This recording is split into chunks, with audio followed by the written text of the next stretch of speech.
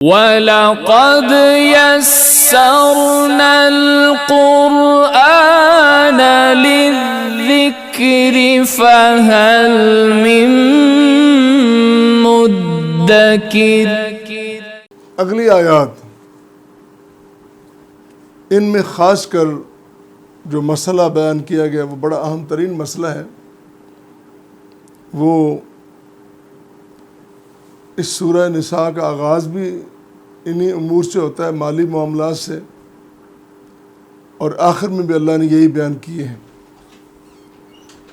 اور پھر آج ہمارے سامنے وہ آیت کریمہ ہے جس آیت کریمہ کو اللہ نے گرمیوں کی آیت قرار دیا۔ رسول کریم صلی اللہ علیہ وسلم نے فرمایا آیت الصیف، موسم گرما کی آیت۔ تو وہ کون سی ہے جس کو آپ نے فرمایا کہ آیت الصیف موسم گرما کی آیت ہے؟ قرآن کریم تذکرہ کرتا ہے کلالہ کا، کلالہ بے اولاد، ایسا جس کی اولاد نہ ہو، بلکہ ماں باپ بھی نہ ہو، یوں کہہ لیں کہ اس کے آگے پیچھے کوئی نہ ہو، اس کو عربی زبان میں کلالہ کہتے ہیں۔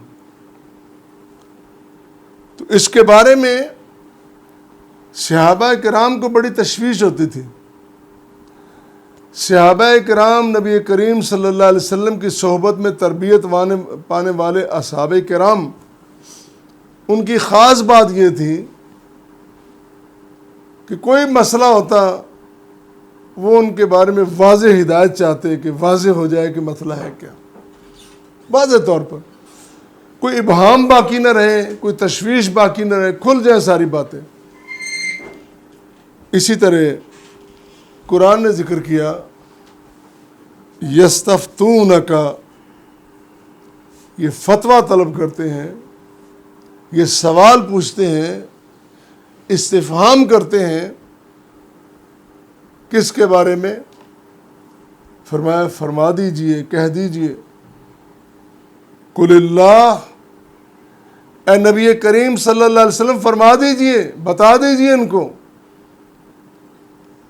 اللہ تعالیٰ یفتیکم، تمہیں فتویٰ دے رہا ہے۔ مفتی ہے میں نہ سمجھو، مفتیوں کو بڑا مقام ہے، اللہ تعالیٰ تو فتوے دے رہا ہے۔ تو جو فتوے دیتے ہیں وہ یہ بات ذہن میں رکھیں، اگر کوئی مسئلہ پوچھے، کتنا بڑا ہی مفتی کیوں نہ ہو، اگر تو مسئلہ آتا ہے تو بتائے، اگر نہیں آتا ہو تو نہ بتائیں، کہہ دیں مجھے علم نہیں ہے، یہ آسان بات ہے۔ لیکن اگر پوچھ لیا، ہمارے یہاں ایک رواج پڑ گیا ہے، ایک عالم بیٹھا ہے، اب اس نے دین پڑھا ہے، شریعت پڑھی ہے، اس کو دنیا کا ککھ نہیں پتا، اس سے پوچھتے ہیں فلاں وہ افریقی جنگلوں میں فلاں معاملہ ہوا کیسا ہے؟ اب وہ کہتا ہے کہ اگر میں نے کہا کہ مجھے پتہ نہیں ہے تو میری انسلٹ ہو جائے گی، لہذا وہ پوری جانکاری اپنی بتائے گا، معلومات یہ ہے، یہ پتہ نہیں ہے، اپنا عالم ہونے نہیں۔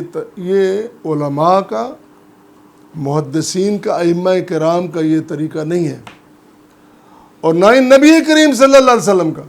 کئی بار ایسا ہوا، ایک بڑا مشہور واقعہ ہے، انہوں نے سوال کیا، آپ نے فرمایا کہ میں کل بتاؤں گا، بڑی اہم بات ہے، فرمایا کل بتاؤں گا۔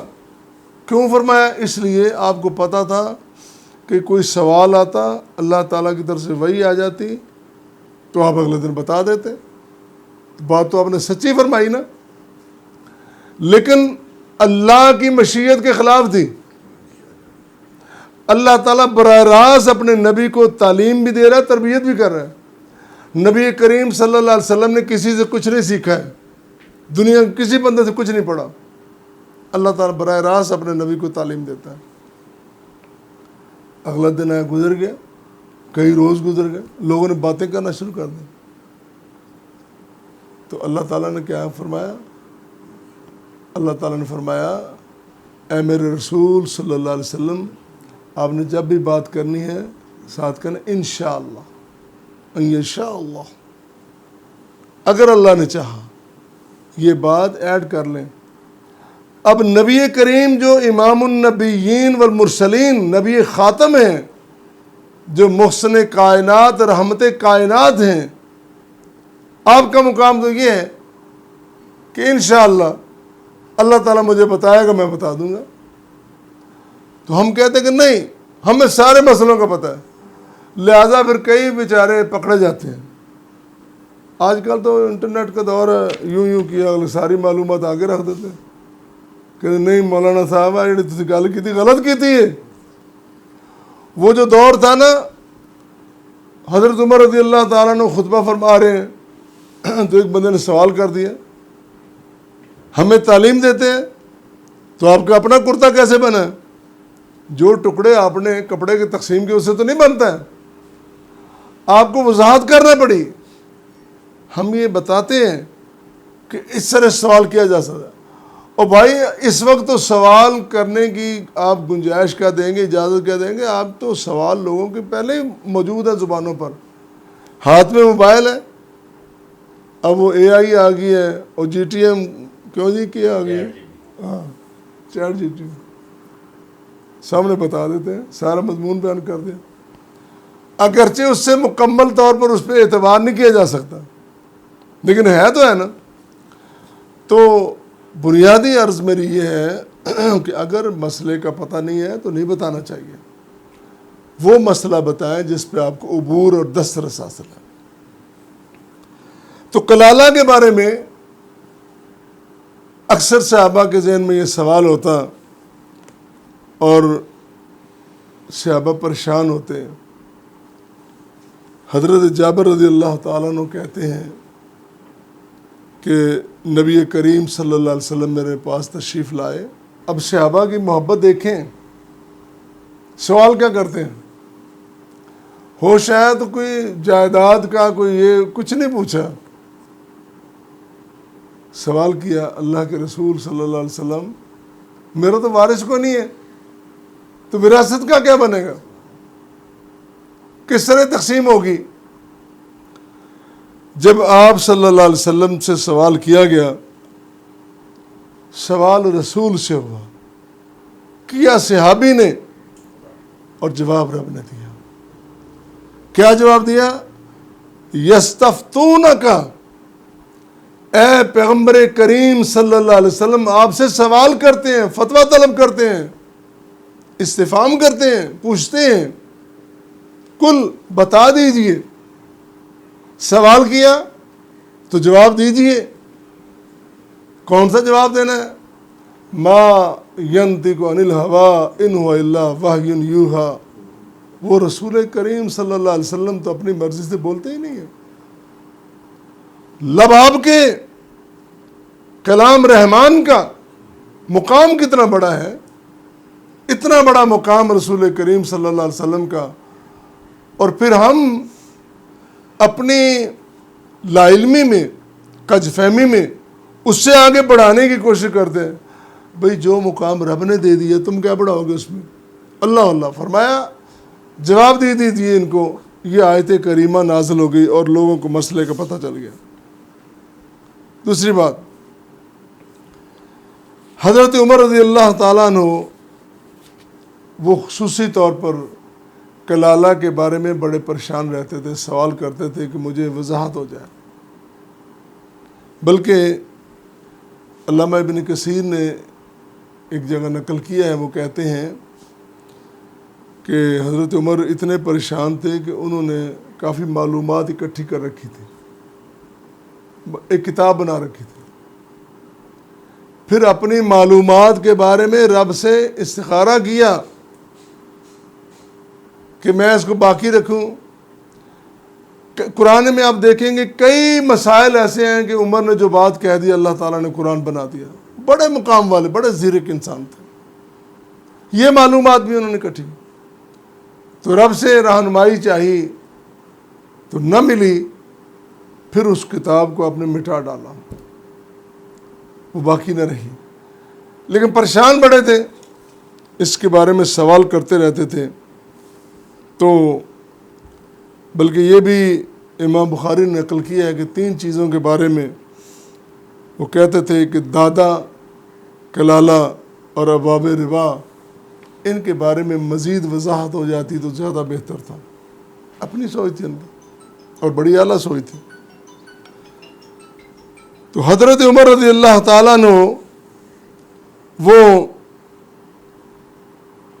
فرماتے ہیں، بلکہ حضرت امام احمد نے اپنی مسند میں ان کی بات کو، روایت کو نقل کیا ہے، ان کے الفاظ کو، کہ میں نے کسی چیز کے بارے میں حضور صلی اللہ علیہ وسلم سے اتنے سوال نہیں کیے جتنے میں نے کلالہ کے بارے میں. کلالہ جس کو میں نے کہا نا کہ بے اولاد ہو، لا ولد لا والد، ماں باپ بھی نہ ہو، اولاد بھی آگے کچھ نہ ہو. آگے اس کی وضاحت آ رہی ہے اگلی آیت میں، وہ بتاتے ہیں. تو میں نے اتنے سوال کیے تو نبی کریم صلی اللہ علیہ وسلم نے سینے میں یہ انگلی ماری،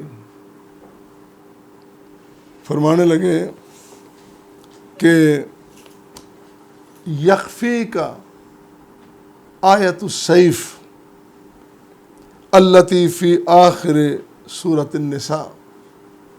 اے عمر، تیرے لیے موسم گرما میں نازل ہونے والی سورہ نساء کی آخری آیت کافی ہونی چاہیے.